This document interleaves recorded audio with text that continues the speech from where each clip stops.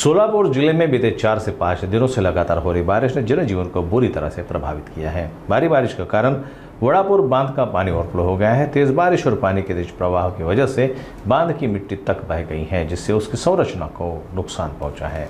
सबसे गंभीर स्थिति तब बनी जब बंधारे को जोड़ने वाला सड़क मार्ग भी पानी के तेज बहाव में बह गया। इससे वड़ापुर और सिद्धपुर गांव का संपर्क पूरी तरह से टूट गया है। स्थानीय लोगों का कहना है कि नदी किनारे की कई खेत में पानी घुस चुका है, जिससे फसलें खराब होने की आशंका है। गांव के निवासी प्रशांत कामले ने बताया कि प्रशासन को तुरंत हस्तक्षेप करना चाहिए, क्योंकि अगर बारिश इसी तरह जारी रही तो हालात और भी खराब हो सकते हैं। माझे नाव प्रशांत नरसू कांबळे, राहणार वडापूर। प्रत्येक वर्षी हा बंधारा धुवून जातोय, प्रत्येक वर्षी हाच वरड आहे आणि प्रत्येक वर्षी कारखाना जकराय कारखाना आणि सिद्धापूरचे आपलं आडत मालक हे दोघे जण मिळून हे प्रत्येक वर्षी भरून घेतात। शासनाचे याच्याकडे पूर्णपणे दुर्लक्ष आहे। शासनाचं काहीच काम नाही वडापूरला।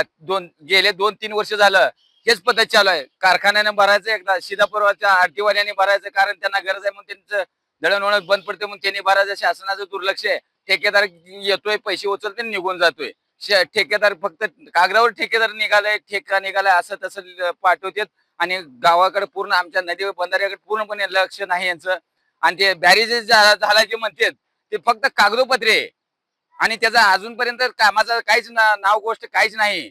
आणि पूर्णपणे आमच्या दक्षिण तालुक्याकडे आणि सिद्धापूरकडे पूर्णपणे शासनाचं दुर्लक्ष झालेलं आहे। हे शासन म्हणजे फक्त कागदापुरतं शासन आहे, पण ते गावकरी मिळून सगळं शेतकरी मिळून ते प्रत्येक वर्षी भरतात, प्रत्येक वर्षी धुवून जाते। हे काय कामाचं नाही आणि प्रत्येक वर्षी धुवून जात होता बंधारा, पण बांधकाम कधीच पडलेलं नाही। या वर्षी बांधकामाचे जवळजवळ 7 ते 8 थर वाहून गेलेत। मग ते बांधकाम कुठल्या पद्धतीचं काही शासनाने येऊन पूर्णपणे दक्षता फास्ट घेतली पाहिजे त्याची, नाहीतर आम्ही परत पुढे शासनाला जाब विचारू।